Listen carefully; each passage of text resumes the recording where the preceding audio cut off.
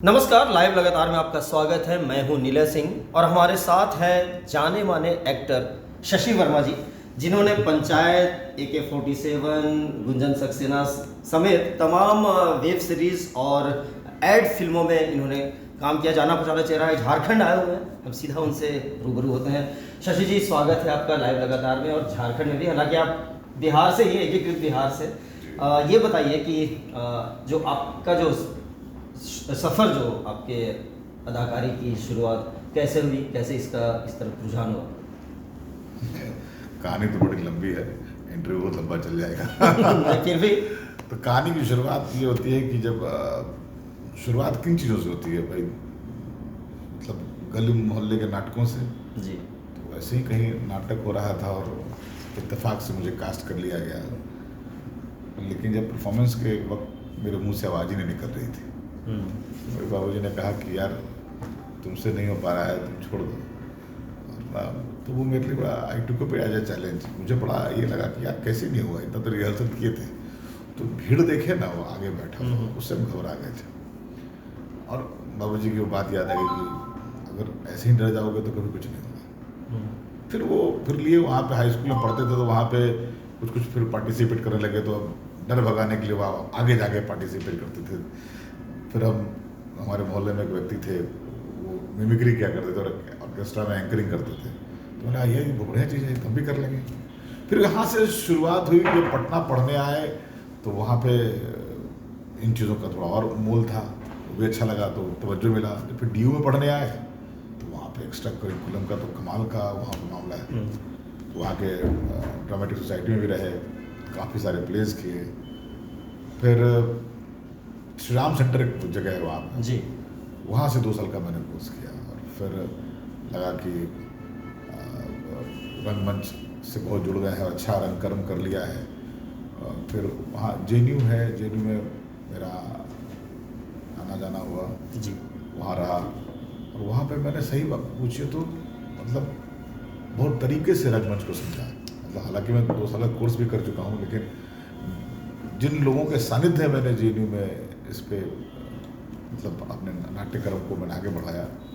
आगे जहाँ है वहाँ एक जुगनू ग्रुप हुआ करता JNU में, जिनको वो चलाते थे। एक शाहिद अनवर है जो अब नहीं रहे, वो थे। तो उनके ग्रुप में मैं बड़ा अच्छा, मतलब जितना मैंने सीखा वहाँ मैंने उसको प्रयोग में लाया और कुछ अच्छा लगा।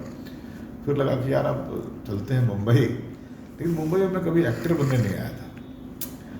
मुंबई में मैं ये क्योंकि मैंने बीच में एडिटिंग कोर्स की और अपने आप को प्रिपेयर कर रहा था मुंबई जाऊंगा, लेकिन मुंबई इसलिए जाऊंगा क्योंकि मुझे वो फिल्म बनाना है। फिल्म बनाना है और मैं फिल्म बनाऊंगा। तो इंटरेस्टिंग बात ये थी कि मैं बाबूजी के मेरे बाबूजी इंजीनियर हैं, तो बहुत अच्छी बात बोलते थे कि जो आदमी टेक्निकल हैंड होता है ना बेटा, वो कोई भूखे नहीं मरता है। तो कहीं भी चले जाओगे ना तो हुनर। उसी क्रम में एडिटिंग सीखी थी कि अब मैं जाऊंगा तो मैं कम से कम ये तो होगा कि मैं कुछ भी कर लूँगा। और दूसरा, असिस्टेंट बन जाऊंगा। असिस्टेंट बन जाऊंगा तो कुछ भी कर सकता हूँ। असिस्टेंट के नाम पे मैं आपका घर की सब्जी ला दूंगा, क्योंकि मुझे सीखने की जरूरत थी। तो मैं भूखे नहीं मरूंगा। तो एक था कि हम यहाँ अभिनय नहीं कर सकते, अभिनय में स्ट्रगल अफोर्ड नहीं कर सकते। तो फिर मैं वहाँ पे असिस्टेंट बन गया, फिल्म मेकर से लेकर नहीं। और फिर वहाँ से शुरू हुआ। पर कई लोगों के, कई एड मेकर हैं, उनको असिस्ट किया। और फिर एक समय आ गया कि लगा कि खुद करना चाहिए। तो शुरुआत, ब्रेक जिसको डेब्यू कहते हैं, आपकी पहली फिल्म या पहला वेब सीरीज कौन सी थी? पहली फिल्म कह सकते हैं आप शोरगुल थी, जो जिसका मैं क्रिएटिव डायरेक्टर था। उसको लिखने में मेरा सहयोग है। विवादों में थी फिल्म, क्योंकि एक तरह से कहिए कि मैंने डायरेक्ट की थी पूरी फिल्म, लेकिन किसी कारणवश लगता है हमारे प्रोड्यूसर्स को लगा कि नहीं, क्रेडिट उनको उस तरीके से नहीं देनी चाहिए, तो उन्होंने मुझे क्रिएटिव डायरेक्टर बना दिया। लेकिन ठीक है, खुश रहा मैं जो भी मिला। तो वो मेरी, वैसे देखी जाए तो मेरी पहली फिल्म थी। उससे पहले मैंने एक शॉर्ट फिल्म बनाई थी टच करके, और वो काफ़ी जगह दिखाई गई। उसके बाद मैंने कई सारे विज्ञापन फिल्मों को डायरेक्ट किया। एयरसेल, फेरो, इन सबके ट्रेनिंग फिल्म बनते थे। तो मेरी एजेंसी थी, मैं खुद प्रोड्यूस करता था, खुद डायरेक्ट करता था, और वो काम किया। और फिर आर्ट ऑफ लिविंग एक संस्था है रविशंकर, श्री श्री श्री रविशंकर गुरुदेव जी का। जी। तो उनका एक उनके मतलब उनसे रिलेटेड एक चैनल आया था आनंदम टीवी। आनंदम टीवी का मैं प्रोग्रामिंग हेड था, बाद में उसका चैनल हेड हो गया और फिर 4 साल रहा उसमें। उसके बाद मैं गुरुदेव के पास चला गया आर्ट ऑफ लिविंग बेंगलोर आश्रम में। वहाँ से मुझे 2 साल 2.5-3 साल मुझे लगता 3 साल तकरीबन उनके साथ रहा, जहाँ उन्होंने मेरा मुंबई में ऑफिस भी था। तो आर्ट ऑफ लिविंग के कंटेंट्स को, वहाँ के विजुअल्स को, ऐड को वो मैं बनाता था। फिर लगा कि अब हो गया, मतलब अब फिल्म बनाते हैं।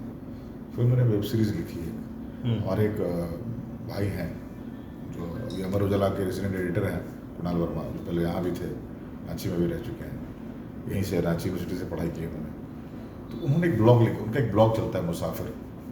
उस मुसाफिर ब्लॉग में उन्होंने AK-47 की कहानी लिखी थी। एक घटनाक्रम घटा था बिहार की पृष्ठभूमि पे, तो उसको आधार बना करके हमने उसको स्क्रिप्ट में तब्दील किया और मतलब हमने और भाई साहब ने फिर वो एक सीरीज़ बनाई है मैंने, जिसको इंडमोल ने और कैटलिस्ट मोशन पिक्चर ने प्रोड्यूस किया है, जो इट्स अबाउट टू कम आने वाली है। काफ़ी अच्छे कलाकारों का समूह है उस सीरीज़ में। अभी आप झारखंड आए, झारखंड में भी एक फिल्म इंडस्ट्री है। अभी पूरी तरह से तो वो कहा जाए अभी मजबूत स्थिति में नहीं है, लेकिन फिर भी कई फिल्मों की शूटिंग हुई है, सरकार ने फिल्म नीति भी बनाई है। क्या किस रूप से आप देखते हैं झारखंड में फिल्म की संभावनाओं को? सर, उसी संभावनाओं को तलाशते हुए तो हम यहाँ पहुँच गए थे। हमने पूरी की पूरी सीरीज़ झारखंड में शूट की है। AK-47 यहाँ के लाइन प्रोड्यूसर जयराम महतो ही थे। और क्योंकि कहानी मेरे बिहार की पृष्ठभूमि की है, तो मुझे लगा कि झारखंड भी तो बिहारी था पहले, तो मुझे लगा कि कमोबेश वैसी स्थिति यहाँ भी मिल जाएगी। 90s के दौर की कहानी थी, तो मुझे यहाँ मिला, सहयोग मिला। और दूसरा क्या है कि यहाँ नीति है, तो मैंने हालांकि कुछ परेशानियाँ आई हैं, तो शायद हो सकता है कुछ समझ का अभाव रहा होगा, कुछ कम्युनिकेशन प्रॉब्लम रहे होंगे, लेकिन तकरीबन मैंने पूरी की पूरी सीरीज यहीं शूट की है। कैसा अनुभव कैसा रहा आपका? आपने कहा मिक्स था। कई जगहों पे ऐसा लग रहा था कि बहुत बढ़िया जाना है, और एक बार तो ऐसा है कल शूटिंग होनी है, पता लगा कि लोकेशन ही नहीं मिलेगा, क्योंकि वहाँ के VC साहब ने कहा कि नहीं कर पाएंगे, हम नहीं देंगे। नेतरहाट की बात कर रहे हैं? नहीं, ये रांची पेशरार की बात कर रहे हैं। श्यामा प्रसाद मुखर्जी है ना कॉलेज, जी उस कॉलेज की बात कर रहा हूँ। तो उस पर जो VC थे, जो प्रिंसिपल थे वहाँ के, सब कुछ सही चल रहा था, मगर अचानक उनको लगा कि हम नहीं देंगे।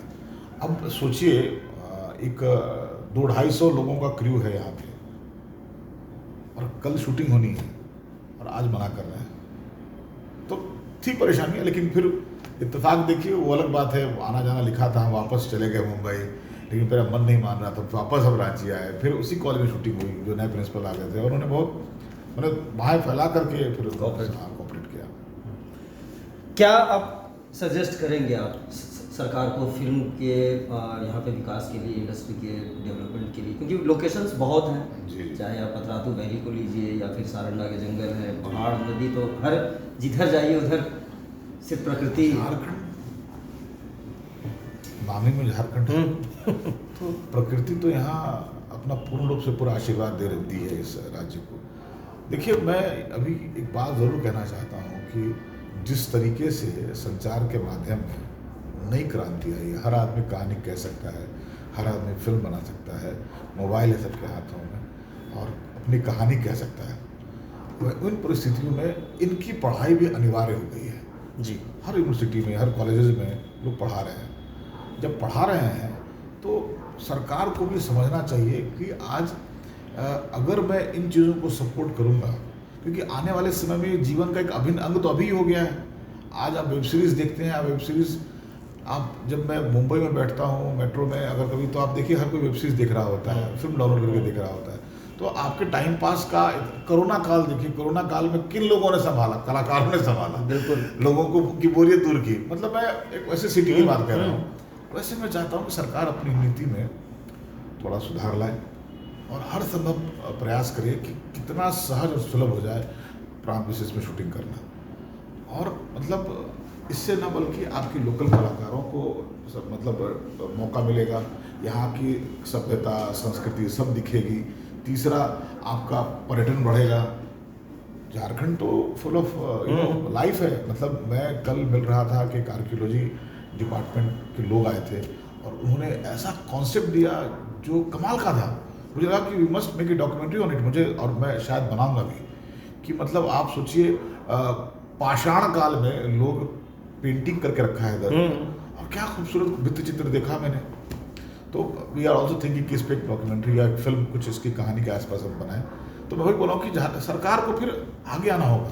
सिर्फ नीति किताबों में लिखने से नहीं होगी, बिल्कुल नीति का प्रयोग भी होना जरूरी है, उसको क्रियान्वयन करना जरूरी है, ताकि लोग आए। देखिए लोग आते भी हैं, यहाँ नीति बनी, अनुपम खेर साहब आए, उन्होंने फिल्म बनाई, सब था, बहुत सारे लोगों को सब्सिडी शायद मिली, लेकिन अब जो नीति डवाडोल हो रही है, बेगम जान बनी थी। तो लेकिन फिर मुझे लगा कि फिर आप चुनिंदा लोगों को ही दिया जा रहा है। झारखंड में भी एक टैलेंट है, यहाँ पे लोग हैं, बाकी चीज़ें भी आ रही हैं। आप ऑडिट करिए कि कितनी शूटिंग हुई है, कितना रोजगार एक यूनिट आती है। अगर सोचिए, अगर मुंबई से एक यूनिट मुंबई से रांची आती है तो कितने डिपार्टमेंट्स आते हैं। तो सब तो भर के तो नहीं आते होंगे, मेन आते हैं, 3 सहायक आएंगे, मगर सारा टैलेंट फिर यहीं से लेते हैं वो। जब यहाँ से लेते हैं तो रोजगार भी बढ़ गया, मतलब टूरिस्ट, मतलब जो क्या बोलते हैं, ट्रांसपोर्टेशन हो गया, होटल हो गया, हर तरह से मतलब आप वो 1-2 महीने तक के लिए लोग इंगेज रहते हैं। तो सरकार को समझना चाहिए कि जब हमारे यहाँ इतनी चीज़ बढ़ावा हो रही है तो हम आगे बढ़ करके भी इनको गले लगाएं, इनकी तमाम परेशानियों को अपनी परेशानी समझे और तत्काल ब्राउजर्स को ये ठीक करें।